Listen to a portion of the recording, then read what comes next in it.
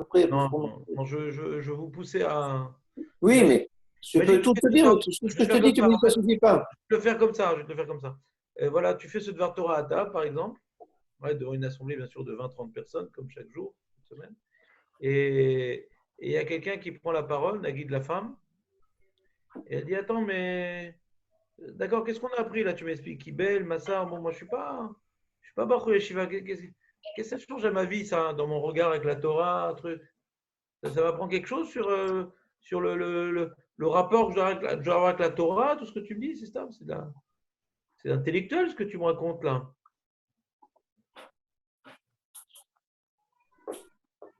Je répondrai ce que j'ai répondu tout à l'heure. Au niveau, tout ce qu'on peut étudier du niveau philosophique de Non, mais ça, la Yahdout, non, mais il y a un décalage entre ce que tu as dit au début et ce que tu dis maintenant. Tu as parlé de Kibel et Massar, ouais, et maintenant tu es en train d'expliquer autre chose. D'abord, tu as expliqué donc, la différence entre Kibel ou Massar, d'accord? Tu as parlé qu'il y a une Messira partielle ou intégrale, voilà. Et là maintenant, tu reviens au premier shur de Pirkei Avot, c'est-à-dire que tu ne veux pas sortir une idée de Kibel et Massar. De ça, tu ne veux pas sortir une idée. Tu citais une idée d'autre chose. Ah, pourquoi on a introduit la Pirkei Avot par cette Mishnah-là qui parle de la Massorette? C'est autre chose, ça. Ça, c'est un truc très général. Maintenant, après qu'on soit rentré dans le détail de la première Mishnah, il y a deux questions. Pourquoi la Pirkei Avot est commencée par la première Mishnah? C'est ce que tu veux te dire depuis tout à l'heure. Ouais. Moi, je pose une autre question. Que la première Mishnah, elle rentre dans le détail, d'accord? Il y a la première Mishnah qui veut nous apprendre qu'on n'est pas comme les philosophes, très bien. Pour dire qu'on a une massorette, on a tout reçu des jours où il y a Féméod. C'est une idée très, très générale. Ouais. Et après, on va rentrer dans le détail. Il y a Kibel et Massa. D'accord? Que je n'étais pas obligé de d'accord. rentrer dans le détail pour la première idée que tu veux dire. Ouais. Qu'on est rentré dans le détail, de dire qu'à partir d'un Sheikh Neset là, il y a une certaine forme de perte de transmission. D'accord. Et sur ça, j'aimerais apprendre quelque chose sur ça. Pas sur la première idée, sur la deuxième idée. Donc, Il y a chacun peut des- avoir son appréciation. Comment? Chacun peut avoir son appréciation. Et il faut les confronter pour ça qu'on arrive à tous ces différents niveaux de compréhension. Non, hier, tu avais développé l'idée du ego. Que avant, un Shekinah Agdola, ils ne faisaient pas rentrer leur ego. Ce qu'ils ont reçu, ils ont pris. Alors qu'aujourd'hui, à partir du moment on fait une interprétation, on Voilà. rajoute un petit peu de ce que moi j'ai compris, Voilà. et donc on Voilà. escalte un petit peu le message original. Razak Originel. Shimon, Razak Shimon, t'as compris? Ça, c'est important ce message-là. Ah, Il il faut faut que je dire, dise ça à ma femme ce soir. ouais, que, par exemple, quand tu écoutes les médias, prends toujours du recul. C'est un ego qui parle. Comme maintenant, tu retransmets une idée que tu as entendue d'un jour, fais très attention de faire preuve d'objectivité, de ne pas déformer, de ne pas rajouter, de ne pas ramener, de pas développer. C'est difficile pour une femme qui est subjective. Mais malgré tout, quoi. Il y a ma femme, elle a discuté avec quelqu'un de sa famille qui. L'histoire de Rav, je vous ai raconté l'histoire de Rav Batsri avec sa mère, tout ça, ouais. Vous vous rappelez? Oui. La Géoula, tout ça. Alors, il y a quelqu'un de la famille de ma femme qui a entendu à la radio un journaliste qui parlait de ça, une journaliste, je ne sais pas exactement, je n'ai pas les détails, et qui dit qu'il y avait un victoire entre les anges et les Chachamim. Est-ce qu'il faut faire. Les anges, ils ne voulaient pas faire venir la Géoula, les J'ai Chachamim, entendu oui. ça, j'ai entendu ça. Donc, ils ont complètement déformé ce qu'a dit Rav Batsri, quoi. Il n'a jamais parlé de ça, qu'il y avait un victoire entre les anges et les Chachamim. Comme si Kachem ne veut pas envoyer la Géoula et c'est les hommes qui veulent, tu vois. Une horreur, quoi. Puisque c'est faux. Si maintenant c'était vrai que Hachem veut pas, les envoyés d'Hachem, le Malach ne veut pas envoyer la Géoula et c'est les Chachamim qui veulent forcer à envoyer la Géoula. Bon, alors il faut se poser des questions et pourquoi Hachem ne veut pas et tout. Mais dans son histoire, il n'a pas raconté ça. Il n'y a qu'un seul témoignage de Rav Batsri. Okay. Où ils ont trouvé un truc pareil, quoi. C'est des grands chaïm, les journalistes. Pourquoi? Parce qu'ils ont une responsabilité énorme. Une responsabilité énorme qu'ils ont. Parce que c'est eux qui viennent influencer la façon des gens de réfléchir et d'interpréter les faits. Ouais. Et ils utilisent des mésides les Ra'a, c'est pas Béchogeg, c'est jamais Béchogeg. C'est pas difficile d'être objectif. Hein. C'est pas très difficile. C'est-à-dire, quand tu vois le décalage entre ce qui s'est passé, ce qu'ils disent, ça peut pas être Béchogeg. C'est un décalage tellement énorme, tu vois, qu'il cherche à. Il y a quelque chose derrière. Il cherche à dire quelque chose avec ça. Quoi? Je peux pas te dire, je suis pas psychanalyste. Ouais. Et je suis pas politicard pour savoir c'est quoi leurs enjeux personnels. Ils utilisent le sujet pour ajouter des choses personnelles qui veulent arriver. Mais ces dernières semaines sur les religieux, etc., tout un racisme, un véritable racisme contre les religieux, etc. Et qui venait. Moi, mon fils, il travaille actuellement. J'ai un enfant qui travaille à Osherad. C'est le seul truc qu'on peut travailler, donc il a trouvé cette filière à Osherad à Tel Aviv. Il m'a dit à Tel Aviv, c'est rempli à mort. Des bras, c'est vide. Mais ça, les journalistes, ils n'ont pas complété leur Lachon Hara par ce qui se passe à Tel Aviv, quoi. Ils ont montré une Aya, ils ont montré un truc, ouais. Et par rapport à tous les dochot qu'il y a eu, c'est vrai qu'il y a une majorité de policiers à Bnei-Brak plus qu'ailleurs, mais on n'a pas une majorité de dochot, quoi. Et il y a un Chaver Knesset qui a raconté, qui a demandé, il dit pourquoi on ne ferait pas les statistiques par rapport à la contamination par famille? Ça pourrait changer les chiffres peut-être. Parce que quand tu as 15 personnes dans une famille, alors forcément, ça augmente le pourcentage de contamination par ville. Mais si on fait contamination par famille, c'est déjà d'autres chiffres, quoi. Une famille au lieu de 15. Premièrement, on n'a pas 15 fois plus de gens Nidbakim qu'ailleurs. Ouais. On a 2 ou 3 fois plus. Ouais. Mais les familles sont beaucoup plus grandes. Puis nous, on va à la tefila. Et ils ne vont pas à la tefila. Donc au lieu de nous faire passer pour les ennemis du peuple, ouais, les journalistes, au lieu d'amener la Géoula, qui passe par la Havat Israël, ouais, par la recherche d'objectivité qui est la première Mishnah, ils ont profité encore une fois de leur micro, ouais, pour semer la haine dans le Ham Israël et pour déformer les informations. Ah, c'est pour faire du buzz aussi, c'est pour que ce soit écouté. Quand le message, il faut que le message soit percutant pour qu'il soit écouté. Non, non. Quand quelqu'un il aime, ouais, ce paramètre de faire des audiences, ouais, il est secondaire. Donc on voit que ça commence par une sina. On peut faire un très joli reportage sur un Chaver Knesset qui n'a pas respecté les Hanchayot ou sur Ramat Aviv ou je ne sais pas quoi. On peut trouver des sujets intéressants pour chauffer le peuple, tu vois. On peut, c'est-à-dire, c'est pas le seul sujet, les Haredim, je pense. Ouais. Mais encore une fois, ce n'est pas innocent. Ce n'est pas pour des raisons de Parnassa. C'est qu'il y a une vraie déchirure dans le Ham Israël entre le Ham qui a tendance à apprécier le monde religieux, ouais, et la tête du peuple gauchiste, ouais, qui veut limiter ce phénomène. On voit que le Ham, il a tendance à revenir vers ses sources. Ham Israël, il a tendance à s'intéresser à la Torah, il a tendance à juger en bien celui qui incarne la Torah. Ça, c'est le Ham. Quand tu parles avec Amcha, ils ont plutôt une opinion assez positive et favorable envers tout ce qui est la religion. Et c'est pour ça qu'il y a un grand mouvement de tchouva dans le Ham. Mais les médias, ils ont un vrai combat contre ça à faire.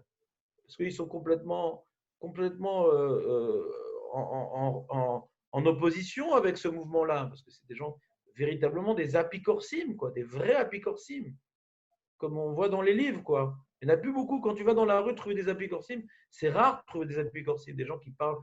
Mais quand tu regardes sur les médias, pour eux, c'est à la mode, quoi, d'être apicoros. C'est comme il y avait une fois, au début de la Corona, il y avait, je ne sais plus quel journaliste. J'ai l'impression que les journalistes féminins sont pires que les hommes. Je ne sais pas, c'est elles qui ont le privilège de dire le plus grand, de plus d'aspicoros. Je ne sais pas pourquoi. Et il y avait une journaliste, je ne sais plus, comme Dana, je ne sais pas quoi, Dana Vai, je crois qu'elle s'appelait. Et Bibi, alors elle dit, qu'est-ce qu'on va faire? Elle dit, Hachem Yazor. Elle a dit, non, non, non, non.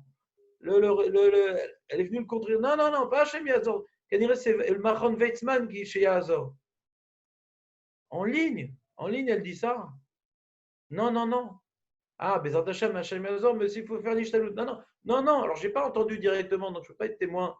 Encore une fois, je ne vais pas faire comme les journalistes qui déforment dans leur sens. Donc, vérifiez l'émission si elle est bien habillée. ou si vous avez que l'audio de la chose. J'ai écouté, Mais, c'est à peu près ça l'interview. Elle lui ouais, je dit sais pas. qu'est-ce qu'il faut faire à Bibi. Bibi dit Bémet, Bezrat Hashem, Nitpalel, que ça se passe bien. Alors il dit ok, bon, mais c'est au Machon Weizmann que ça se passe et tout. Il dit oui, mais même au Machon Weizmann, Nitpalelim, Bezrat Hashem. Il lui a répondu bien, quoi. Bon, ça c'est une chose. Après, il y a un autre journaliste, une autre femme, je ne sais plus comment elle s'appelle celle-là, Matzliar. Hein, Rina Matzliar, je crois qu'elle s'appelle. Il dit que la majorité des Haridim n'écoutent pas ne respectent pas les trucs. Donc elle a dit un mensonge, c'est même plus d'interprétation. Il n'y a aucune donnée. Moi, j'ai une cousine à moi qui n'est pas religieuse, enfin une cousine de ma grand-mère, ouais, le rescapé de la Shoah qu'on a, donc c'est des gens qui sont venus en Israël et ils ne sont pas du tout religieux, sortis d'Auschwitz, mais ils ont un respect, ils ont un amour de l'autre. Et elle a son gendre qui est responsable de la police de Bnei Brak, pas religieux. Et je l'ai appelé pour avoir des nouvelles, etc. Et sachant qu'elle était mérette et tout, donc j'ai un peu discuté de ça, ce qui se passait dans la presse et tout. Pas croire ce qu'ils disent, mais je sais. Elle me dit, je sais, mon gendre est responsable de la police de Bnei Brak, ça se passe très bien à Bnei Brak. Mais ce n'est pas ces gens-là qu'on interviewe. Donc c'est la Mishnah qu'on a étudiée hier est liée en vérité à ce qu'on est en train de voir aujourd'hui dans la Ham Israël. Alors là, c'est facile de parler contre les apicorsim, mais nous-mêmes, moi j'aimerais qu'on prenne un moussard pour nous-mêmes. Puis c'est toujours facile de parler contre eux et on sent tzadikim quand on parle d'eux, donc c'est facile. C'est vrai qu'a priori, même s'ils sont tinok chez Nishba, de mentir, c'est permis à personne. Quand tu es journaliste, normalement, c'est comme un médecin qui a fait un serment d'Hippocrate ou d'Hypocrite.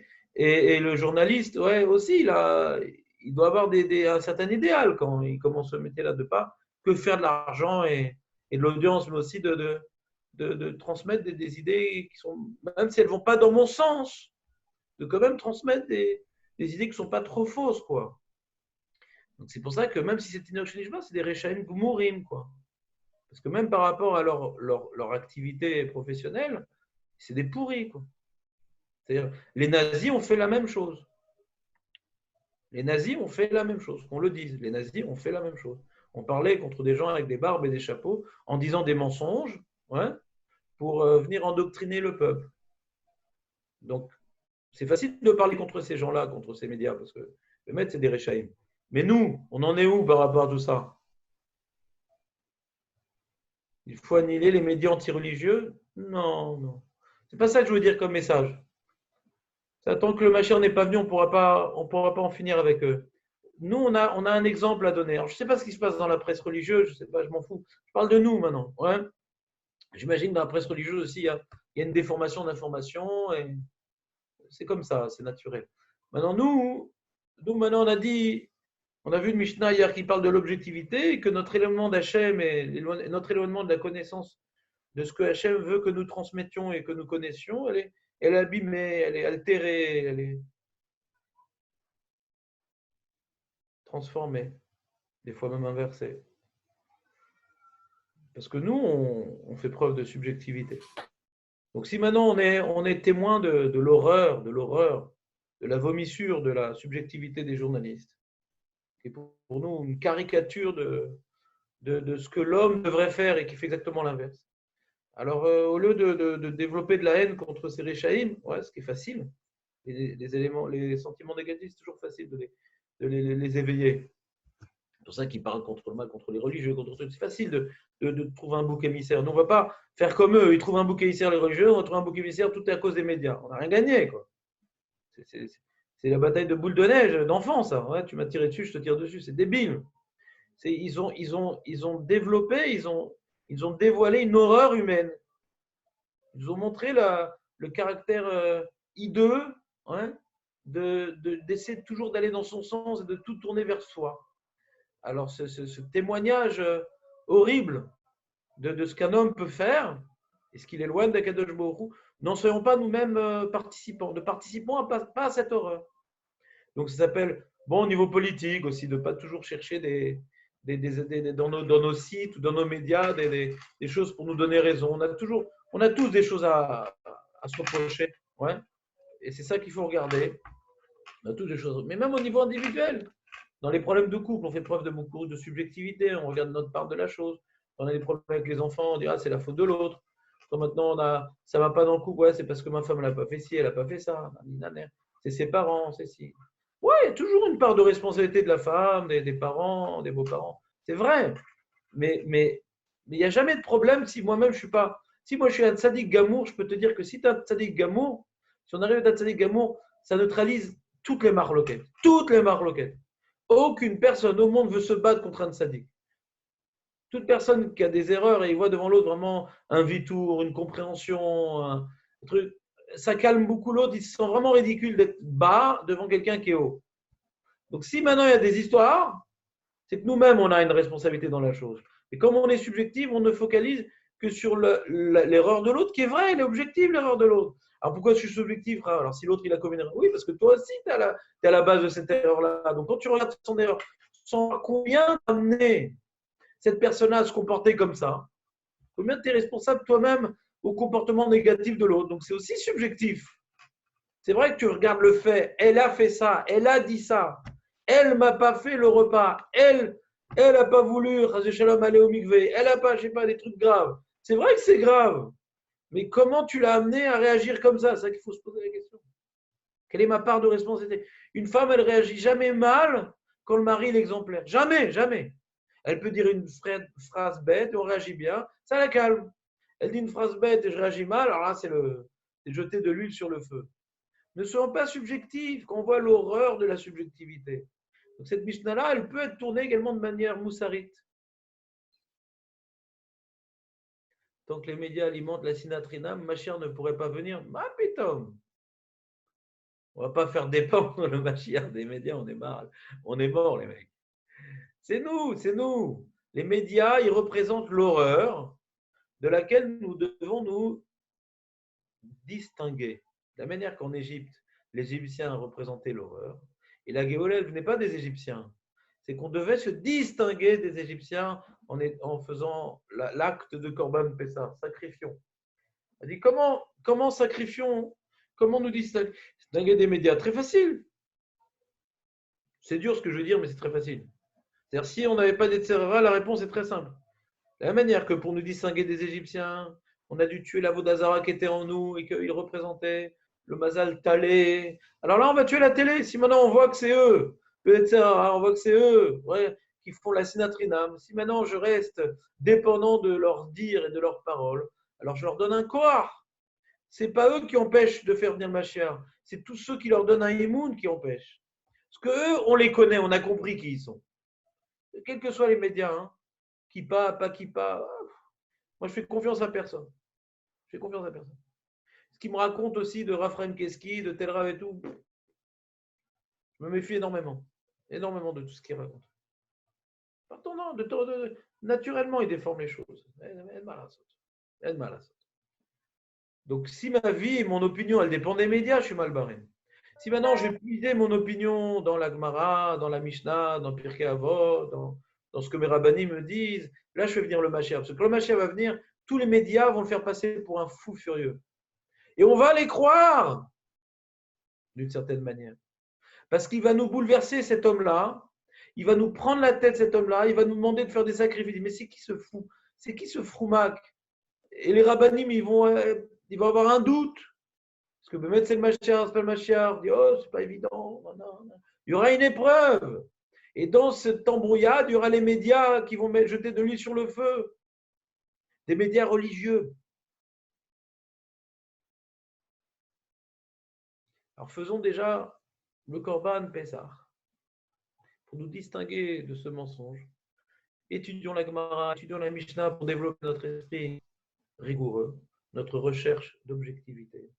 Et Bezrat Hashem, c'est ça qui va faire venir le Mashiach. Quand il va venir, il aura besoin qu'on le soutienne, il aura besoin d'une bande de fous qui se battent avec lui, des Hashmonaïm. Il aura besoin de ces Hashmonaïm. Mais si on est tous neutralisés par les ondes radio, télévisuelles ou internetelles, alors il va se retrouver tout seul, le pauvre. Ça va venir, je vais être tout seul. Comme Moshe et Aaron se retrouver tout seul devant Paro. Ça va pour la première fois, mais c'est maintenant on a reçu la Torah, on ne peut pas laisser Moshe et Aaron tout seul devant Paro. On va devoir grossir les troupes des Hashmonaïm Il y a de mal à sauter. Donc, si on ne développe pas ce recul, si on ne développe pas cette méfiance envers tout ce qui est médiatisé, effectivement, le Mashiach ne va pas venir, pas à cause des médias, mais à cause de nous qui donnons un quoi aux médias. À cause de nous qui donnons un quoi aux médias. Alors, Bezrat Hashem, ce soir, c'est Shvi Shel Pessah, on m'a dit, non? C'est ça? Ah, vous n'êtes pas au courant non plus. Oui, On bien regarde un sûr, peu la Rav, télé. c'est On regarde un peu Pessah. la télé. Vous pouvez nous donner la signification de cette nuit? Cette nuit, cette journée, pourquoi cette nuit? Non, c'est la nuit, il y a un tikkun, il y a tout ça, il y a plein de choses à Je faire, connais il pas paraît. ça. Moi, quand j'étais jeune, j'avais des petits counes, ouais, mais depuis, j'ai arrêté. Donc, Regarde votre livre de prière, il y a écrit à la fin. non, toute toute la fin est déchirée. Non, je suis fatigué, je pars. C'est Yom Tov. Et Yaniv, bienvenue Yaniv. Donc, on reprend. Je sais pas, le petit coup, demande à tes rabbins avec les deux paires de tefilines, ne demande pas à moi. Donc, nous, on a étudié le Hallel et on a vu dans le Hallel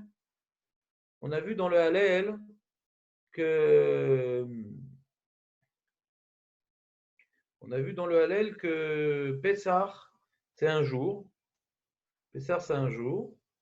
Et que doit ruiner ce qu'on a vu le premier jour. C'est pour ça qu'il n'y a pas de corbanotes différentes tous les jours de la semaine. Tiens, tu peux me le neutraliser, Benjamin? Benjamin? Oui, Rav, qu'est-ce qui se passe? Je ne sais pas s'il continue à faire son mariole, Samuel. Tu peux me le neutraliser? Mais je fais rien.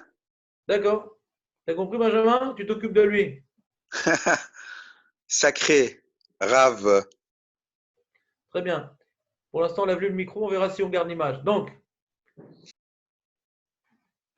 on continue. Donc, à Pessah, on a dit, on a un message qu'on a vécu durant la soirée du Seder et qui est tellement intense, qui est tellement riche en différentes notions complémentaires que la Torah a voulu nous donner une semaine pour bien digérer tout ça.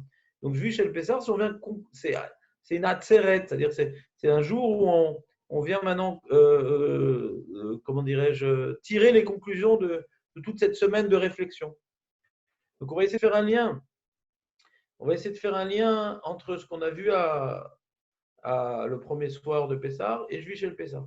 Comme vous savez, Chazal nous enseigne, c'est pas écrit dans la Tfila, c'est pas écrit dans la Gemara par rapport au Hallel, ouais, que ça tombe bidouk Juif chez le Pessah, Kriyat Yam Suf. Donc, on ne sent pas que c'est un événement qui est mis au premier plan ouais, dans Chazal. C'est vrai que dans la Kriyat Torah, ouais, donc Chazal, ils ont mis la Kriyat Yam Suf. Donc il y a une base dans Chazal que ce jour-là commémore la Kriyat Yam Suf. Ouais, mais ils n'ont pas mis le paquet sur ça. Ils n'ont pas voulu en faire un événement différent de Yetziat Mitzrayim. Ça vient clôturer Yetziat Mitzrayim. D'accord? Ce n'est pas un événement différent avec un message différent. Si c'est un message différent, alors on aurait dû faire un Hallel, on aurait dû faire une mitzvah différente. D'accord? Vous suivez? C'est-à-dire que quelque part, on peut reprendre Juif chez le Pessah grâce à Kriyat Yam Suf, reméditer aux notions qu'on a vues ouais, à Pessah. Alors, on va maintenant reprendre on va faire un résumé de ce qu'on a vu à Pessah et voir comment ça se matérialise dans Kriyat Yam Suf. Oui, qu'est-ce que tu veux dire, Dan? Excuse-moi, ouais. Parce que la question elle commence parce qu'il n'y a pas un Hallel, c'est tout. Enfin, ça s'arrête là, quoi. La question T'as pas beaucoup plus à demander que ça, quoi, parce qu'il y a quand même le Kriyat Torah. Donc, c'est Yom Tov. d'accord, Yom Tov et Kriyat Torah qui parle de Kriyat Yam Suf. Donc, en fait, ta question, c'est pourquoi il n'y a pas le Hallel, quoi. C'est quoi? Non, c'est rare. Je vais poser la question autrement. C'est quoi mettre le paquet pour toi? T'aurais voulu qu'il y ait quoi? À part, dans la Tfila. Chak Rirutenu, Shetzanu Me'ayam, je ne sais pas moi. Ou une mitzvah. Une mitzvah, un korban. Tu vois qu'à Yom Tov de Shavuot, il y a un korban différent. Ouais. Quelque chose d'oraïta, quoi. Une Sarah, quoi. Voilà, Okay. il y a un korban particulier. Donc, c'est pas que je finis à Tseret, c'est un chag bifnei atzmo. Pourquoi? Parce qu'il y a un korban bifnei atzmo. Razak, maître Baruch. Donc tu vois que ce n'est pas un chag bifnei atzmo. On n'a pas mis sur un piédestal Kriyat Yam Suf comme étant une notion à part entière. Ça conclut la sortie d'Égypte. Ok, C'est bon ou pas? magnifique. C'est pas shoot, quoi. Que maintenant, les générations dernières, elles ont besoin de faire un tikkun pour donner une spécificité. Allez, à Shavuot, on va faire un tikkun. Et à Juche Pessah, on va faire un tikkun. Très bien, pour un peu meubler, quoi. Mais c'est clair qu'à l'époque du Beth Amikdash, ils ne faisaient pas ça, quoi. Ils avaient à Yoralim la Régel, et ils étaient au Beth Amikdash, et ils apportaient un korban le même, mais il y avait un vécu au Beth Amikdash. Mais je pense que ce tikkun, il est venu par rapport à Shavuot, c'est une fête complètement vide, quoi. Elle est vide, normalement.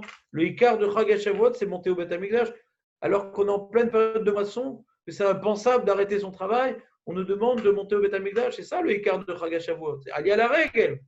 Maintenant qu'il n'y a plus ça, faut bien meubler, quoi. C'est vrai que le tikkun, c'est pas une chova, quoi. C'est un truc en plus, quoi. Et pas tout le monde le fait, pas tous les minagim.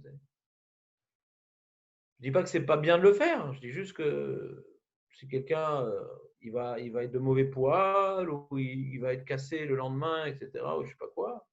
Barour que Simchat Yom Tov Kedoreita, elle passe avant, quoi. En tout cas, d'après moi, Barour pour les kabbalistes qui se bouchent les oreilles, mais pour moi, c'est Barour, quoi.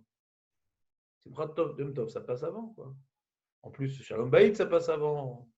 Ça, je m'en fous des kabbalistes, ils disent pas comme moi. J'imagine qu'ils disent comme moi. Shalom Bayit, le mec, il est nerveux à cause de ça, il est excité, parce qu'il est fatigué, il a mal à la tête.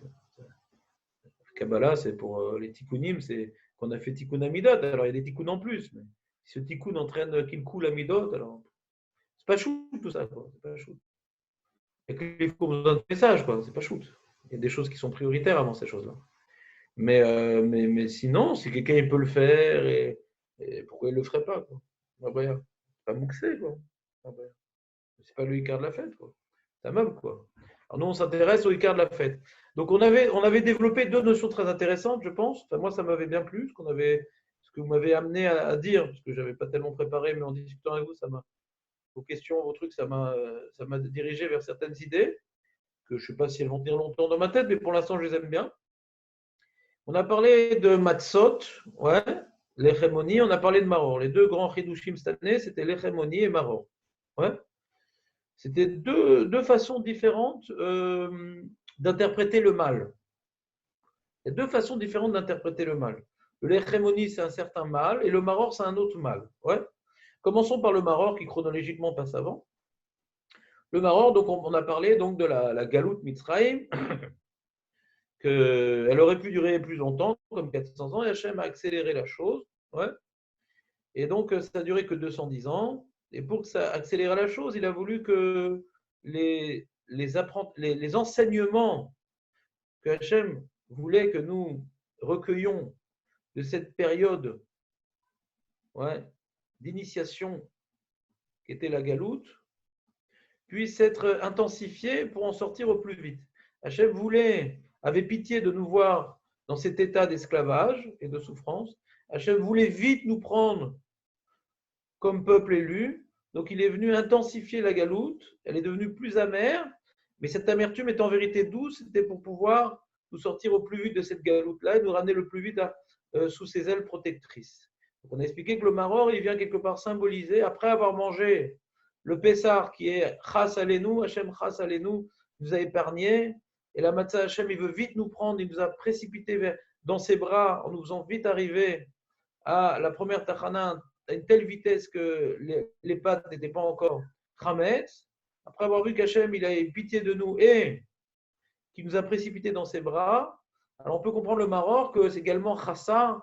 Hachem, il a Chas Alenu, et il a voulu nous sortir d'Égypte pour vite nous prendre pour peuple. Donc cette même notion, on l'a vu dans le Maroc. Ouais. C'est d'utiliser donc la souffrance est positive en soi. La souffrance est positive en soi, puisque Hachem, c'est lui qui nous envoie la souffrance. C'est lui qui nous envoie la souffrance. Donc comme c'est lui qui nous envoie la souffrance, et qu'Hachem veut faire accélérer son projet d'arriver au Olam Haba, donc tout ce qui se passe dans le monde, c'est pour accélérer le projet. C'est ce qu'on dit dans la Mida. Ce qu'on dit dans la Mida, que Hachem, c'est le Dieu de nos pères, et tout ce qu'il fait, c'est pour amener la Géoula. C'est ce qu'on dit dans Magen Abraham. Ce qu'on dit, ouais. Quel est Lyon Gomel Chassadim Tovim connaît Akol, donc c'est un Dieu qui est au-dessus de tout. Gomel Chassadim, il ne fait que du Chesed. Connaît Akol, il est le maître du monde. Il se rappelle sans arrêt du mérite d'Abraham, Yitzhak et Yaakov. Ou Mevi, qu'à l'aider, qui se rappelle de la promesse avec Abraham, Yitzhak et Yaakov, Mevi, Goël, Ivne, Venel, il amène, pas Yavi, Mevi, il amène en permanence. Pas Yavi, Mevi, en permanence, tout ce qui se passe dans l'histoire, l'Inquisition, la Shoah, Madov, tout ce qui se passe dans l'histoire, c'est Mevi, Tagoël, Ivne, Venehem. Ouais, et pourquoi il rotse la vie, la Maos, tout ce qui intervient dans le monde, c'est que c'est Umevi Goel Livne Venem, c'est les man Shemu Ba'ava. Les man Shemu Ba'ava, parce qu'il veut que nous incarnions ces valeurs, et donc c'est pour son nom, et par amour du projet qui est de dévoiler son nom au monde, qui veut dévoiler le Mashiach, qui va faire qu'on va pouvoir incarner son nom. D'accord? Donc cette notion-là qu'on dit dans la Mida, c'est ce que Bekgadol, on voit ici dans la Gada de Pessah, que le négatif, il est envoyé par Dieu, donc il n'est pas négatif. Le négatif est envoyé par Dieu, donc il n'est pas négatif. C'est un moyen d'accélérer la Géoula. D'accord? Donc c'est très important le maror. Maintenant, on voit que le maror, on n'en mange pas dans la semaine. On n'en mange pas dans la semaine. Le seul objet qui réside dans la semaine, qui vient incarner toutes ces différentes notions, le seul objet, c'est la matzah. La matzah du soir, elle commémore, on a dit, le fait qu'Hachem veut nous prendre pour peuple, puisqu'on a dit matzah al-shuma Hachem chez lo ispik batsekam shabotenu lachmitz ad shenigla lem melech malchei malachim akadosh baruch hu vega alam. C'est-à-dire qu'Hachem, il s'est dévoilé à nous dans la première Tachana par la Hanané Akavod. C'est l'expression de sa présence qui veut être en symbiose avec le Ham Israël. Il nous a fait vite amener à cela. Donc la matzah, du sort de Pessah, elle a une idée très forte. Une idée très forte que Hachem nous veut pour peuple. Hachem nous aime. Hachem veut de nous. Mais la matzah de la semaine, elle ne parle pas de ça. Parce qu'on a vu que Shivat Yamim, c'était dans Ré, Perek Tetzain. Shivat Yamim Tochal Matzot, Shivat Yamim Tochal Matzot, Lechem Onim, Ki Bechipazon Yatzata Mimitzrayim, Mieretz Mitzrayim. Tochal Alav. Shivat Yamim Tochal Alav Matzot. Donc 7 jours, tu mangeras sur le Korban Pessah des matzot. On ne mange pas de Korban Pessah pendant 7 jours. Non, on va garder l'arrière-goût du message inhérent au Korban Pessah, qui est de fuir la Vodazara. On a dit que le Korban Pessah, c'est la Vodazara dont Parashat Re. Ce n'est pas la Prina qu'on a vue le soir de Pessah de Chas. On ne regarde pas. Le soir du Pessah, on regarde ce que Hachem il a fait pour nous pour le remercier. Donc, Korban Pessah, Chas allez-nous. Matzah, il nous a tirés vers nous. Alors que dans Ré, on ne voit pas ce que Hachem il a fait pour nous grâce au Korban Pessah et ce qu'il a fait pour nous, qui est symbolisé par la Matzah. Non, la semaine, on ne regarde pas ça. La semaine, elle est utilisée pour la Vodazara. La semaine, elle est utilisée pour la Vodazara. Vous vous rappelez ou pas? Vous rappelez cette notion? Que Parashat Re'eh, c'est une paracha qui vient à la suite des mises en garde du Ham Israël qui va rentrer en Eretz Israël. Attention, vous êtes attirés par la Vodazara. Et donc, vous avez les fêtes de pèlerinage, Pessah, Sukkot et Shavuot et Sukkot, qui vous ramènent à moi et qui vous éloignent des influences cananéennes de la Vodazara. Et là, la Torah met le paquet dans Pessah de développer essentiellement la notion du Korban Pessah, qui doit être ruminé toute la semaine, dans la mesure où, qu'est-ce qu'il a ce Korban Pessah? Eh bien, il est l'expression du Ham Israël de s'éloigner de la Vodazara, c'est en immolant ce symbole polythéiste, et en le consommant, on n'est pas des Vodazara, on est des prêtres d'Akadosh Baruch Hu.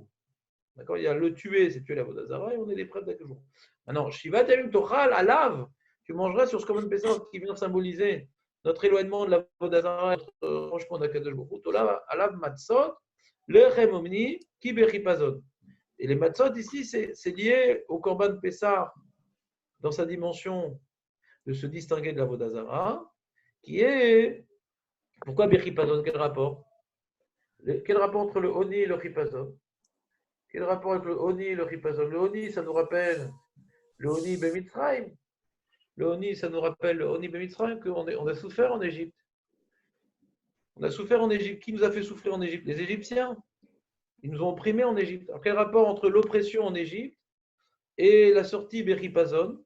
Alors ici, on parle du Chipazon des Mitzrayim. Ici, on parle Chipazon des Mitzrayim, qui est que nos oppresseurs qui nous ont fait travailler de manière inhumaine, cruelle, pour nous écraser sous leurs bottes, ces mêmes Égyptiens nous ont poussés à sortir.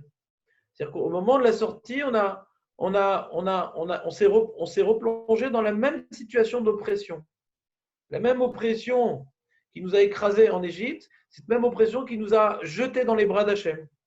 Et qu'est-ce qu'on a déduit comme idée à partir de là? On a compris en vérité, rétroactivement, que nos oppresseurs, c'était les envoyés de Dieu. Quand on est sorti d'Égypte, ceux qui nous ont poussés à sortir dehors pour courir vers Akadosh Baruch Hu, là on a bien vu que c'est les envoyés de Dieu. Ceux qui nous ont obligés à sortir très vite d'Égypte. Grâce à ça, le batsek, on n'a pas pu le cuire en Égypte. Et grâce à ça, on a pu témoigner qu'on arrivait à la Pointe Achana. Grâce à eux, on a pu témoigner qu'on est arrivé très très vite vers Hachem et qu'Hachem il nous aime. On a pu juger de l'amour divin grâce aux Égyptiens. C'est eux qui ont pu nous amener à réaliser une telle proximité entre nous et Akadosh Baruch Hu. C'est les Égyptiens qui nous ont poussés dans les bras de Akadosh Baruch Hu. Et ça, on l'a vu, ça, lors de la sortie. Le Chipazon des Mitzrayim, on a vu que c'était les outils d'Akadosh Baruch Hu. Alors, rétroactivement, le Lechem Oni, le pain qui aurait pu être le pain de notre misère qui nous rappelle l'oppression des Égyptiens, le pain qui aurait pu nous rappeler l'oppression des Égyptiens, il nous rappelle que ces oppresseurs, c'est la main d'Akadosh Baruch Hu. Donc, c'est la notion du Maror. C'est Hachem qui nous a envoyé la Mériroute. Dans la Matzah, il y a la notion du Maror. Si ce n'est pas Hachem qui nous avait envoyé la Mériroute, ça aurait été qui? Forcément, c'est Hachem. Vous avez compris ou pas? Pour l'instant, avant les questions bréchantes. Ouais? Vous avez compris ce que je veux dire? Que dans la Matzah, il y a le Maror? Oui. Netal, je ne sais pas si tu étais où dans les premiers jours, mais là, c'est une révision. Là, on est en train de réviser tout ce qu'on a dit. Ouais. Donc, je ne vais pas refaire une nouvelle, parce que j'aimerais arriver sur Juif et le Pessar quand même. Ouais. Non, j'ai entendu les chassures. Ah, t'as entendu? Malgré tout, tu as cette chaîne-là. Alors, répondez à la question de Netanel. Si ce n'est pas Hachem qui vous a renvoyé, c'est qui? C'est Paro. C'est Paro, quoi. C'est pas Chout. Béchalar, Paro. On a fait un chur sur ça, mais tu n'es pas là des fois le vendredi. Béchalar, Paro, les Am Israël, malgré tout ce qu'a fait Hachem, ils ont senti que c'est Paro qui les a renvoyés. Béchalar, Paro. Pas Béchalar, Hachem. Après tout ce travail qu'Hachem il a fait, l'Am Israël qui était complètement traumatisé par les Égyptiens, il ne voyait et focalisait que les Égyptiens. Ce qui est évident pour toi ne l'était pas pour eux. D'accord? C'est comme un juif qui sort des camps et il dit c'est par le mérite des GI américains. Et il ne voit pas que les GI, c'est les envoyés de Dieu. La même chose, quoi.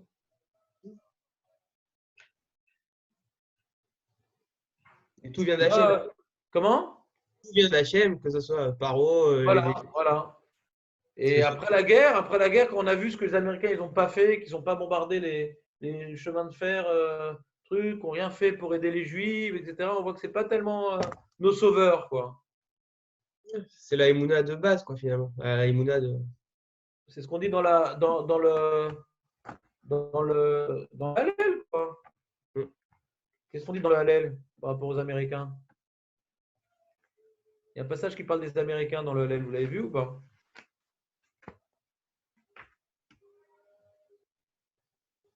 Non. Pourquoi vous ne faites pas le Hallel en anglais? Il y a plein de phrases. Ah, les Américains, carrément. Non, vas-y, dis-moi. Non, vas-y, dis-moi la phrase. Ouais, il y a plein de trucs. Je sais pas. Il y a Minachem, Osacha et n'est-ce pas? Les autres. Non. Non, pas ça. On parle des autres. Tov la rasod b'Hashem mi betoar bindivim. Tov la rasod b'Hashem mi betoar ba'adam. Les Américains, ils sont là. Là, si par exemple, Chazé Shalom, les Arabes, ils nous attaquent, Chazé Shalom. Les Américains, ils sont tellement pris par leur nagif, là, je ne sais pas s'ils vont venir à la rescousse. Hein. Il y a la date. Tous les grands systèmes qu'on s'est mis, les ordinaires qu'on s'est mis pour se protéger, c'est bon, les Américains, c'est bon, il y a ci, c'est bon. De toute façon, tout s'effondre. Hein. Il n'y a que Hachem là, qui gouverne le monde. Les Russes, ouais, ils ne sont pas tellement touchés, les Russes, je crois, non? Maintenant, un petit peu. Maintenant, ça commence. Ça commence. C'est pas trop, c'est une Il y a dictature une tension là-bas. Alors, on sait Pas pas. beaucoup, ouais, pas beaucoup. Bah, c'est pas plus une dictature que la Chine. Hein. Non, pas plus. Mais à la Chine, ils ont dit qu'il y avait 4000 morts, ce qui est faux. Ce qui est faux. Tout le monde le sait. Merci Nathanaël de nous transmettre ces informations. Ouais. C'est un scoop. Alors revenons à notre sujet. Donc si maintenant on voit que toute la semaine le travail, il n'est pas par rapport à ce que Hachem il a fait de nous sortir d'Égypte, ouais, mais c'est de transformer le Ra en Tov. Vous êtes d'accord avec moi? C'est ça le travail? C'est ça la matzah. La matzah de la semaine, c'est l'Echemoni qui beripazon. Tout notre travail la semaine, c'est de voir le Ra en Tov. Vous êtes d'accord avec moi ou pas? C'est une La Torah nous dit. C'est même une vie, finalement. C'est ce travail d'une vie plus qu'une de la semaine. Merci Nathanaël. Donc, le seul là que j'ai sur ce que je dis, hein, excuse-moi, c'est que non, c'est que tu dis que si c'est de voir que le Ra en Tov, ouais, donc tu fais le rapport entre, comme tu as dit, l'Echemoni et Chipazon, donc la matzah. Bien sûr, la matzah. Tu es en train de faire une mitzvah, comme le gras, non? Tu n'es pas en train de dire que c'est une mitzvah de manger la matzah. C'est Chagamatzot, quoi. C'est-à-dire, est-ce que maintenant, pour arriver à cette idée-là, il faut faire en sorte que on interdit le Hametz, on va être obligé de manger de la matzah par une ouvda que du coup, on va manger de la matzah, il ne faut pas crever de faim. Ouais. Ou bien non, on va dire qu'il y a une mitzvah de manger de la matzah. Peu importe comment on y arrive. En tout cas, l'aliment, ouais, l'aliment central dans la semaine, qu'on le veuille ou non, ouais, c'est la matzah. Surtout à l'époque où la pomme de terre n'existait pas. Ouais. Ok. Qu'est-ce que tu mangeais pour pas avoir faim? C'est de la matzah, quoi. Qu'est-ce que tu peux bouffer? Il faut bien nourrir son homme, ouais. Comme ça, ils disent les Rishonim. Quoi, c'est Chagamatzot, il n'y a pas une mitzvah?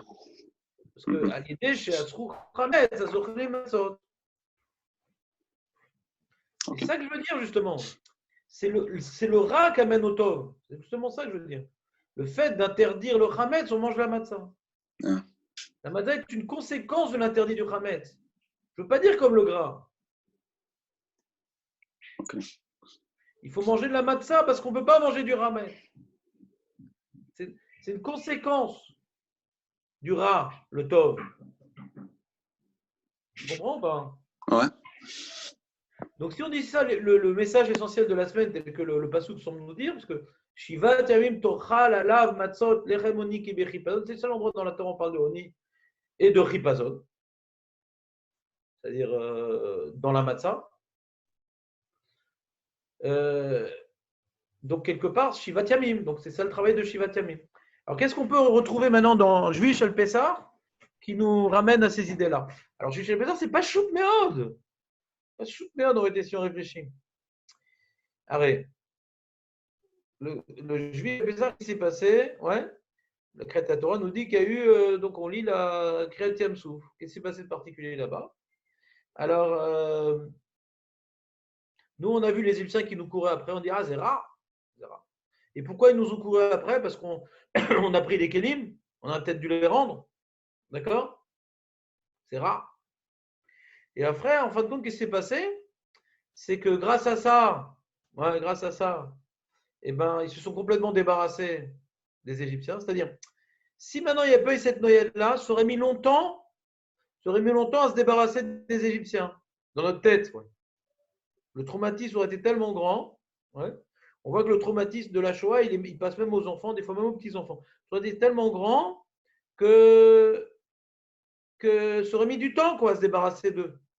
Hachem, pour accélérer, comme on a vu avec le Maroc, ouais, pour accélérer notre débarrassade des Égyptiens, il a fait qu'ils nous ont couru encore une fois derrière.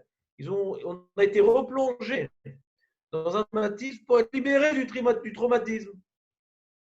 Alors qu'on a regretté, premier point. Deuxième point, alors qu'on a regretté d'avoir gardé les kélim, c'est à cause de ça qu'ils nous ont couru après, ben, grâce au fait qu'ils ont couru après, on a eu Bizatayam, le pillage de la mer qui était beaucoup plus grand que Bizad Mitzrayim. Ce qui semblait être négatif, ça s'inversait en positif. Ça ressemble au bâton là, qui est en bois, qui doit être l'amertume dans l'eau amère et qui fait de la bonne eau. C'est pas un peu l'image? On verra plus loin. Bezrat Hashem peut-être. Mais ouais, peut-être. Intéressant. Donc, pour l'instant, essayons de nous concentrer sur Kriyat Yam Souf. Ouais. Kriyat Yam Souf, donc on a déjà par rapport au traumatisme, on a dit que l'essentiel des 7 jours de Pessah, c'est la Vodazara, c'est de prendre la distance avec la Vodazara, de prendre la distance avec l'Égypte, de prendre la distance avec l'influence que les Ovdei Avodazara d'Égypte avaient sur nous. Donc Kriyat Yam Souf, c'est Baruch, on s'est libéré d'eux. On s'est libéré d'eux physiquement, par rapport au traumatisme, mais on a eu encore un autre miracle. On voit que Hachem se bat pour nous. On a un autre miracle, on voit que Hachem se bat pour nous, qui nous a permis encore de nous libérer de manière supplémentaire de la Vodazara, en voyant la puissance d'Hachem sous une autre facette. Ça nous libère encore d'une autre facette de la Vodazara qui aurait pu avoir une influence sur nous. J'explique un peu plus. Ce qu'on a vu en Égypte, que Hachem, c'est le créateur du monde. Ouais, il transforme l'eau en sang, et il y a du feu et de la glace qui peuvent être ensemble, et les animaux, leur instinct, il est changé, etc. Donc c'est le maître du monde qui dévoile qu'il est Elohim, Yudke Vavke, c'est Yudke Vavke qui se manifeste à Paro, et qui se manifeste également directement par la Emouna de Paro. Les Juifs vont être Maminim Bachem, après les Juifs directement. Il y a 2 étapes dans les Makot, on a déjà fait plusieurs fois cette année, ce cours-là, je ne vais pas le reprendre. En tout cas, c'est une Emouna dans le Boré Olam. C'est une Emouna dans le Boré Olam. Très, très bien.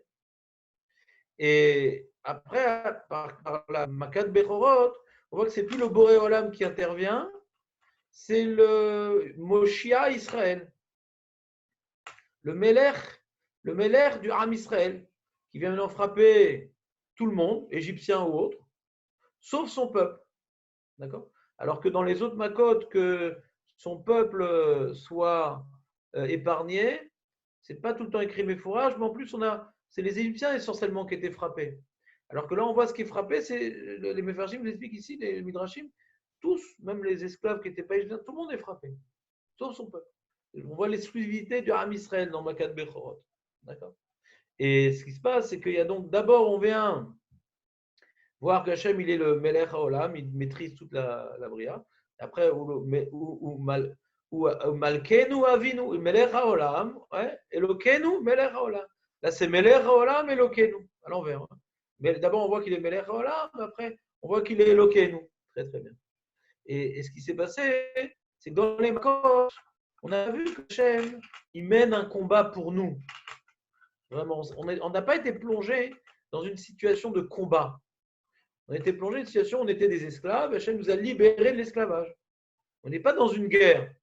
Ou pada otanu mi bet avadim. C'est un pidion. D'accord ? Il est venu écraser les oppresseurs pour libérer son peuple. Mais qu'il se bat pour son peuple, ça c'est dans Kriyat Yam Souf. D'accord ? Dans la notion de combat, quand tu regardes un petit peu je n'ai pas dit qu'il faut la regarder, mais si tu te rappelles de ce qu'on a étudié quand on est petit, les livres des historiens grecs, on voit dans les combats, véritablement, leur Avodazara se bat pour eux. Quoi. Ils ont leur patron, leur Dieu patron qui se bat pour eux. Et là, cette dimension-là que notre Dieu se bat pour nous, ça n'a commencé qu'avec Kriyat Yam Souf. Avant, il n'y avait pas cette notion-là. Parce que là, on était dans une situation où il y avait une armée qui nous courait derrière. Et étant pourchassés par une armée, on a fait une ruse, comme dans tout gars, il y a une ruse. On les a attirés dans un guet-apens et notre roi, notre armée, c'était pas nous, c'est Akadosh qui est notre armée. Ish Milchama, cette notion de Ish Milchama n'apparaît que dans Kriyat Yam Souf. Notre armée, il est venu tuer l'armée de nos ennemis. Et après, on est venu piller nos ennemis. C'est un matzav. On s'est retrouvé dans un contexte de guerre, quoi. Mais c'est Hachem qui mène cette guerre-là. C'est pour ça que la deuxième partie de la Shirat Hayam, la deuxième partie, nous parle de Kenaan, de Pelachet, de Pelishtim, etc. Ils vont avoir peur de voir que Hachem, il est sorti. Il les a pas uniquement, c'est pas uniquement le Dieu des opprimés qui vient sortir ce pauvre peuple d'esclaves parce qu'il a de la peine. Il se bat pour les Juifs, c'est le Dieu des Juifs. C'est le Dieu des Juifs. C'est quoi la différence avec Makat Bechorot? Excuse-moi, parce que là-bas aussi, c'était un peu comme la guerre, dans le sens où non, c'est pas un massacre de guerre là-bas. C'est pas qu'on est non, excuse-moi, c'est pas juste qu'il a libéré les Béné Israël, c'est qu'il a frappé les autres, quoi. Ouais, il a frappé la Vodazara. C'est le Dieu qui déteste la Vodazara qui a frappé la Vodazara. Il a frappé la Vodazara. Mais ici, c'est pas la Vodazara ici qu'il a frappé. Ouais. Parce que Micha, il avait cette statue d'Avodazara dans la mer, il n'est pas mort. Hein. Il n'est pas mort noyé.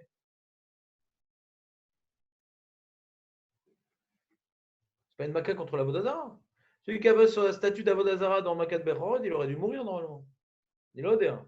Mais dans la mer, ouais, dans la mer, il n'a pas frappé l'Avodazara.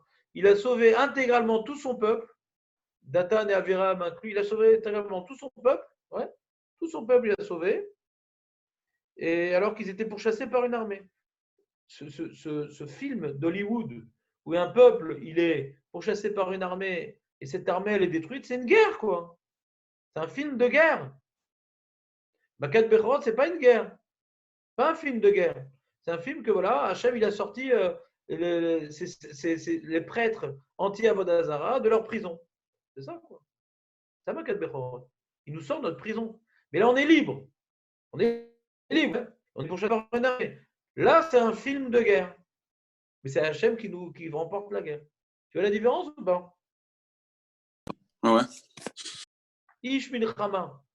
C'est écrit que dans Kriyat Yam Souf. C'est pour ça que la Milchama qui s'est passée là-bas. Et le gars, ils ont entendu cette histoire. Quoi? Kriyat Yam Souf? Ah non, moi je pensais que c'était un dieu qui s'occupait des Miskenim, c'est tout. Quoi? Donc, c'est pas uniquement qu'il s'occupe des Miskenim et qui lutte contre la Vodazara, ce dieu. Non. Il va prendre ce peuple-là et il va lui donner une épée pour perforer le cœur de tous leurs ennemis. Waouh! On est mal barré en Canaan. Ils ont eu très très peur. C'est ce que Amalek a essayé de calmer en faisant une guerre. On peut se battre contre eux quand même. Amalek, il vient casser Kriyat Yam Souf, Amalek. Vous suivez ou pas? Il ne vient pas casser Makat Bechorot, il vient casser Kriyat Yam Souf. Le Kohar qui a été donné à Am Israël à Kriyat Yam Souf, c'est ce que Amalek il a voulu casser. Tu sais ça ou pas?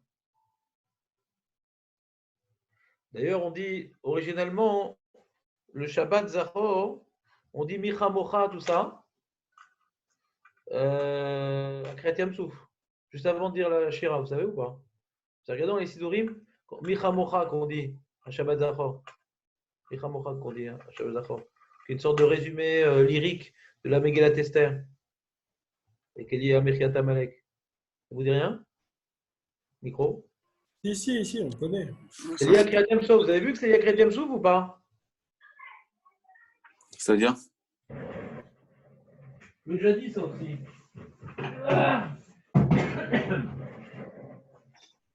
Alors. Ah, le Ish Matzliar, j'ai le même. C'est Maître Belaïch qui me l'a offert. Il est bien, il est écrit en gros celui-là. Premièrement, il est bien, et puis c'est Maître Belaïch qui me l'a offert, donc je prie dedans. On revient à la source, c'est bien. De quoi? Je ne suis pas né là-bas. Je suis pas un bougnoul, moi. Je suis français, moi. Algérie. Je n'ai pas été naturalisé, moi. Le Yarabet. Ah là là, c'est bougnoul. On les prend quand même. Alors, où est-ce qu'il a mis Micha Mocha? Je crois qu'il n'a pas mis. C'est un livre complètement incomplet. Regarde, il y a marqué. On regarde à Kriyat Torah. Non, je l'ai. Donc, on dit le dernier paragraphe de Micha Mocha. Ichlou reim shetu veshichu veim purim besimcha shimru veim simchatrem aidonim zichu veshilchu manot len. Donc, c'est le mitzvot de Purim. Et après, Niseel meaz nesauni uvenviche ayam aiviruni lachen kilyota yesiruni dom lachem et telelo yom tset paro acharai litrov karye adarai nitsevu. Je vais vous faire directement en français. Le jour où est sorti Paro derrière nous pour nous bouffer comme un lion, un troupeau, on s'est tenu comme nitsevu, comme une montagne, comme une muraille. Les eaux cassantes et ils ont grondé Kichar Alo parce qu'Hachem s'est mis en colère. Il est sorti l'ennemi après le peuple saint et Vaishkar Tsur Annano la Frisho. Il a sorti son Anan pour nous séparer, ouais, et pour être de l'ombre sur nos têtes et de nous sauver. Il nous a fait passer à pied sec et nos ennemis ils ont eu peur. C'est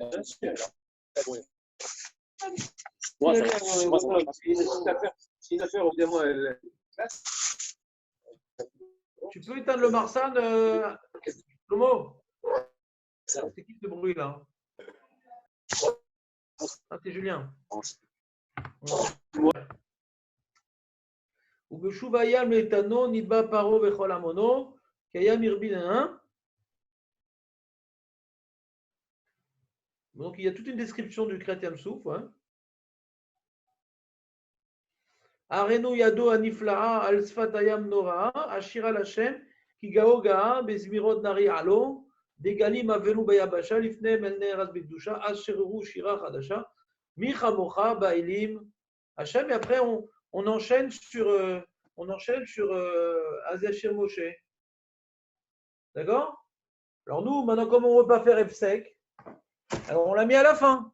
Mais originellement, c'est une introduction à Azashir Moshe. Quel rapport avec Purim? Quel rapport avec Amalek? Donc si par exemple, tu veux mettre de l'ambiance à Juif El Pessar, tu amènes des oreilles d'Aman. Ça peut être pas mal. On sort le chalumeau et on brûle la nappe. Maintenant, quel rapport? Le rapport, il est comme ça. On a expliqué que le message des 7 jours, c'est Naaforou. Ce qui semblait négatif en vérité, c'est les outils d'Akadosh Baruch Hu. Plus c'est mar, et plus ça va être matok. Kriyat Yam Souf, c'est exactement comme Purim. Ce qui semblait être négatif, Naafar le Tova. Alors qu'on avait peur des Égyptiens, donc pas suffisamment peur d'Hachem, ça nous a renforcé dans notre Emouna d'Hachem.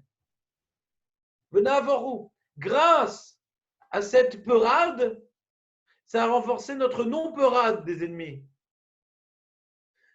Vous me suivez ou pas? Amalek, ils sont venus inverser justement. Ils sont venus casser tout le Naforou que Hachem il a fait, tout ce qu'il a mis en place pour nous déraciner notre peur d'égoïme, qu'on n'a que Aïmouna Bakadosh Baruch Hu ve'en on milevado. Amalek il est venu, il dit non, il y a quoi, on a dû se battre contre lui, puisque eux n'ont pas peur de Dieu. Quand il y a des gens qui n'ont pas peur de Dieu, alors ça met en nous de la crainte. On n'a plus tellement. Quand maintenant les médias nous mettent de la picorsoute, on croit moins en Dieu. Parce qu'il y a plein des gens importants qui ne croient pas en Dieu, donc ça nous influence. Le fait que Paro ait reconnu que Dieu est Emet, ça a renforcé notre Emouna. Pourquoi Hachem il a voulu que Paro il fasse Chouva pour renforcer notre Emouna? Quand notre oppresseur il croit en Dieu, alors nous on croit en Dieu plus. Comme maintenant il y a des goïms qui ne croient pas en Dieu, alors que c'est les descendants de Yitzhak Avinu. C'est descendants de Yitzhak Avinu. Et eux, ils ne croient pas dans les Nissé Mitzrayim. C'est Machlish Otanu. Donc il faut le tikkun de Purim. De que voir tout le mal, c'est pour le bien. Et donc de ruminer le maror à Purim, on rumine. Le lechemoni à Purim, on rumine. La lechemoni à Purim, la Kriyat Yam Souf à Purim. Tout ce message-là, que tout le mal, il se transforme en bien, malheureusement, le Ham Israël, les Hébreux ne l'ont pas pris. La Torah, Hachem, il a fait tout un travail sur ça pour bien nous faire comprendre cela, on ne l'a pas pris. C'est pour ça qu'on n'a pas reçu la Torah Be'ahava. Pourquoi on n'a pas reçu la Torah? Parce que c'est dur. Quand tu vois que tout le mal, c'est bien, il n'y a rien de dur, il n'y a rien de amer. La Volat Hachem, elle n'est pas amère, c'est pour notre bien. Si ce qu'on a travaillé pour Paro, c'était pour notre bien, alors plus forte raison, travailler pour Hachem, c'est pour notre bien. Quand ils n'ont pas reçu la Torah Be'ahava, ils n'ont pas vu que tout était pour le bien. Alors tout ce travail-là de Pessah, tout ce travail-là qu'Hachem il a voulu mettre dans la Yitzhak Mitzrayim, que tout est pour le bien, il a été fisfas nouedze, il y a eu un fiscous, et on est passé à côté de la plaque. Et à Purim, tout ça que Esther, elle a fixé un jeûne qui est Mevatel Pessah. Pourquoi le jeûne de Esther était Mevatel Pessah? Parce que à partir du Nes de Pourim, on va faire Pessah comme on aurait dû le faire depuis le début. Donc, il faut faire une interruption dans l'histoire de tous les Pessah. Ce Pessah-là doit être annulé pour commencer à partir du Pessah du jeûne d'Esther, un nouveau Pessah qui est le Pessah originel en vérité, que tout est pour le bien. C'est Pourim qui donne le Koach à Pessah. Ce n'est pas par hasard que c'est un mois avant Pourim. Un mois avant Pessah, Pourim. Ce n'est pas par hasard que quand il y a 2 mois de Hadar, on fait Hadar Bet et pas Hadar Aleph. Pourquoi? Pour être Masmir Géoula et Géoula. Pour juxtaposer la Géoula de Pourim, la Géoula de Pessah. On aurait dû faire Hadar Aleph. Normalement, les Mefarshim disent pourquoi on aurait dû faire Hadar Aleph? Quand il y a 2 mois de Hadar Pourim, on aurait dû faire Hadar Aleph. Pourquoi Hadar Aleph? Parce que Zrizi Makdim, le mitzvah ici. Puis en plus, comme il y a écrit que Pourim, on doit le faire le 12e mois. Ouais. Donc Hadar, c'est le 12e mois, alors que Hadar Bet, c'est le 13e mois. Donc il y avait 2 bonnes raisons de faire Pourim en Hadar Aleph. Pourquoi la Gemara l'a repoussé? Parce que Mismar les Géoula, Mi Géoula les Géoula Adif, pour être maspur, pour juxtaposer la Géoula de Pourim et la Géoula de Pessah. Pourquoi? Parce que de la Géoula de Pourim, on apprend la Géoula de Pessah. Le Maror et le Lechemoni, on l'apprend de Pourim. Donc il faut pour juxtaposer Pourim à Pessah. Alors, pour comprendre le message de Pessah qu'on aurait dû comprendre depuis le début, on doit d'abord méditer que tout le mal, il est pour le bien. Et donc, je vis chez le Pessah. C'est donc la, comment dirais-je, la Kriyat Yam-Souf, qui a également les mêmes notions que on dit, ah, pourquoi Moshe, tu nous as fait partir comme ça, comme des voleurs, qu'on a dit que 3 jours et on a pris, on l'a emprunté leurs ustensiles sans leur demander qu'ils nous donnent éternellement, ça leur a donné du courage pour repartir après nous, on va se faire tuer. C'est à cause de temps. On a vu que c'était négatif tout cela. Et en réalité, ce n'était pas négatif. C'était pour le bien. Que les ustensiles qu'on a pris, ça nous a amené de la Bizatayam de gagner beaucoup plus d'argent que ce qu'on avait pris d'Égypte. C'était un appât en vérité. Que toute la nécessité des Makot en Égypte, c'était pour renforcer notre émouna à Hachem et nous distancer de Paro. Et cette Maka qui a eu tué à l'Ayam, c'est encore plus d'effet que tout ce qu'on a eu en Égypte. C'est ce qu'on dit dans la Gada de Pessah. Dans la Gada de Pessah, il y a un passage où on dit qu'il y a eu combien de Makot sur la mer, combien de Makot en Égypte. C'est cette idée-là qu'on est en train de développer, puisque les Makot en Égypte étaient là pour nous distinguer des Égyptiens, pour voir combien maintenant on n'a rien à voir avec eux, qu'Hachem il les frappe et nous il ne nous frappe pas. Hein. Avec comme summum la Makat Berod, où Hachem il est venu complètement épargner son peuple, il a frappé tous les autres, nous distinguer des Goïm, qu'on est le peuple d'Akadosh Baruch Hu. Alors à l'Ayam, c'est ce qui nous a permis le plus facilement de nous libérer, non pas d'Égypte, mais des Égyptiens. Cette libération des Égyptiens, elle était permise grâce à Kriyat Yam-Souf, qu'on a enlevé dans nous le traumatisme de voir chacun il a vu son oppresseur. Donc c'était des Makot beaucoup plus efficaces qu'en Égypte. Parce qu'on n'a pas été autant libérés de nos oppresseurs en Égypte qu'à Kriyat Yam-Souf. Donc d'une part, on est pourchassé par nos oppresseurs. Pourquoi? Pour être plus libérés de nos oppresseurs. On a eu peur de nos oppresseurs pour ne plus avoir peur de nos oppresseurs. On a regretté d'avoir pris les Kélim pour gagner beaucoup plus de Kélim. Vous me suivez ou pas? Ça, c'est Pourim, ça. Et ça, c'est Juif chez le Pessah. Akol les Torah. Donc, c'est le message qu'on va essayer de développer dans nos familles respectives. Akol les Torah. Tout ce qu'on croit qui est négatif, c'est pour le positif. Et c'est une période particulière où ce message-là, il est particulièrement réjouissant, particulièrement optimiste. On en a marre d'être coincé chez soi. C'est pour le bien. On en a marre de ne pas pouvoir voir nos proches, nos personnes âgées, nos parents, nos grands-parents. C'est pour le bien. Mais comment c'est pour les sont tout seuls? C'est pour le bien. On a un problème de Parnassa. C'est pour le bien. Alors réfléchissons, pourquoi pas c'est pour le bien? Il y en a qui vont arriver à des bons pshatim, il y en a qui vont arriver à des mauvais pshatim. L'homme est chané. Il faut se casser la tête. Pourquoi tout est pour le bien? Je vis chez le Pessah. Tout est pour le bien. C'est le message que on va réexpliquer une dernière nekuda. Le soir de Pessah, c'est un jour de gratitude. D'accord? On doit mettre le paquet. Merci Hachem, tu nous as épargné par un Makat Bechod. Merci Hachem, nous a repris avec une telle précipitation, c'est la Matzah. Merci Hachem, nous a ressorti d'Égypte plus vite, c'est le Maror. Donc c'est merci Hachem. Le Hallel, merci, merci, merci, merci. Ça, c'est le premier soir. D'accord? Après avoir bien compris qu'Hachem, il est bon, Hachem, il nous aime, on peut ruminer pendant les 6 jours qui vont venir, puisqu'il nous aime, puisqu'il est miséricordieux et il nous aime comme étant un père, alors tout ce qu'il nous fait, c'est pour le bien. Tout ce qu'il nous fait, c'est pour le bien. Et ça, c'est donc le travail qu'on doit faire. D'abord, on doit prendre conscience le premier jour que Hachem, il est miséricordieux, il nous aime. C'est la Nekuda, la première Nekuda. Si on n'a pas compris qu'Hachem est miséricordieux, il nous aime, on ne peut pas dire que tout est pour le bien. C'est une conséquence, tout est pour le bien. Le premier travail qu'on doit faire à Pessah, on vient essentiellement parler que Hachem, il est miséricordieux et il nous veut, il veut de nous, il veut de notre Géoula. Ah, donc tout ce qui se passe dans l'histoire du peuple juif, c'est pour la Géoula. Tout ce qui nous arrive, c'est pour nous sauver. De quoi? De notre relation avec Dieu, qu'on n'oublie pas Dieu. Donc des fois, il faut faire amputer certains membres qui sont atrophiés. Allez-nous. Donc l'amour qu'Ekjouchou il a témoigné par Pessah ou Matzah va nous permettre d'interpréter toutes les mitzvot comme étant un privilège. Et on a dit il y a les événements et les mitzvot. Les mitzvot, depuis tout à l'heure, on a parlé des événements, interpréter les événements pour le bien. Il y a les mitzvot aussi. Les gens disent ah, c'est lourd quand même, il faut se lever pour la tefila, il y a Zman Kriyat Shema. Oh, c'est lourd, il faut étudier la Torah, mon Elikor, dans le bidou, il y a les enfants, les trucs, j'ai pas mon bétaménage, Elikor, quelqu'un.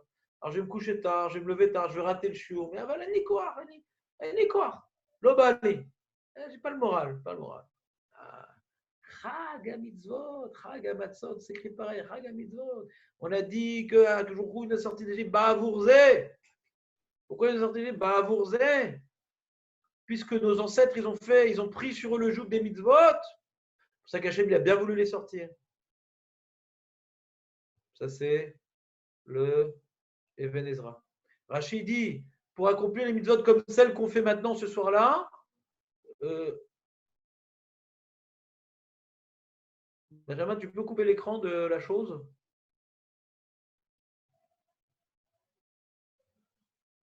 Merci. On continue. Donc, comme maintenant, alors il y a une marque loquette, est-ce que c'est Hachem nous a fait sortir par le joug des mitzvot ou pour le joug des mitzvot? En tout cas, on voit qu'il y a un enjeu de matzot, mitzvot, ouais, de subordination. C'est pour ça qu'il y a une notion à Pessah très importante de ne pas manger de chametz, de changer nos habitudes. Ouais. Il y a une contrainte qui se ressentit à Pessah plus qu'à Shavuot et à Sukkot. Il y a une contrainte parce qu'on doit prendre sur nous le rôle des mitzvot, ouais, les matzot, la zrizout dans les mitzvot, la zrizout. Toute mitzvah qu'on fait, on attend, tu vois, on attend pour faire avec. On n'a pas de minyan. Si on ne fait pas vite 20 minutes ou 40 minutes après la shkia, alors après ça traîne, on le fait mal. Si on le fait bidiouk à l'heure, alors on le fait bien. Toute la notion du chimoutz, une mitzvah qu'on retarde, elle devient chamoutz. Elle devient une chose qu'on fait, une mitzvah qu'on fait bezrizout, on se lève le matin pour faire la tefila, on la fait bien. On attend le dernier moment, alors toutes les mitzvot, c'est comme ça. Donc la relation avec les mitzvot, avec le rôle des mitzvot, on la prend à Pessah. Ah, alors quel rapport avec l'amour d'Akajoukou, la miséricorde de l'autre? C'est une fête dure de mitzvot. Oui, parce qu'après qu'on a vu combien Hachem, il est miséricordieux au Chassalenu par le Corban de Pessah, il nous a pris vite pour. On voit que c'est un privilège d'être le peuple de Dieu. Il nous aime. Donc le joug des mitzvot, on va le voir comme étant un privilège. C'est comme le coach qui forme son boxeur. Donc, tu m'obliges, tu m'interdis de boire de l'alcool, tu m'interdis de fumer, je dois faire des pompes toute la journée, etc. Mais je ne peux pas être tranquille. Mais regarde, mais grâce à moi, tu ressors la coupe. Et donc, on a 4 coupes. Et donc, concrètement, donc le chag, nous permet donc le Shvi Shel Pessah, c'est chag ha mitzvot, chag ha matzot. On doit maintenant vivre le joug des mitzvot comme étant un privilège. Et même ce qui me semble être difficile, c'est positif. Ce qui me semble aller contre ma nature, c'est pour justement trouver ma véritable nature.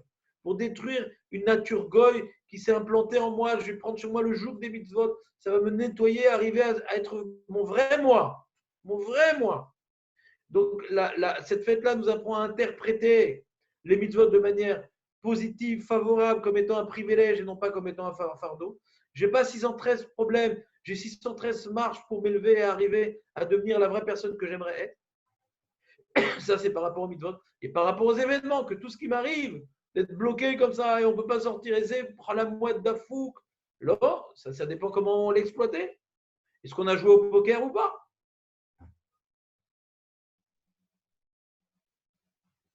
Vous avez joué au poker hier ou pas en fin de compte? Non.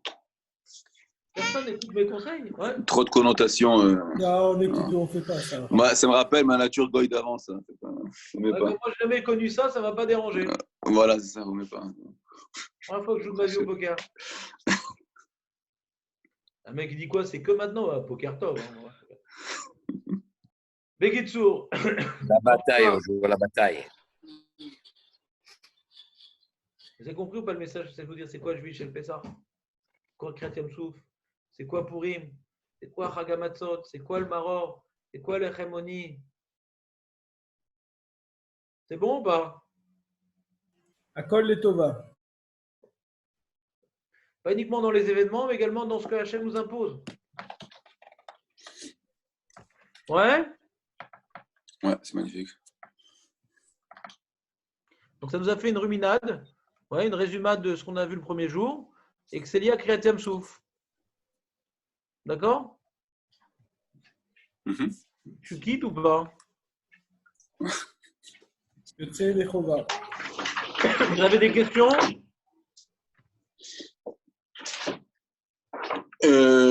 Non, bah, la LEL, on finira ou non? On peut continuer si tu veux. Ouais.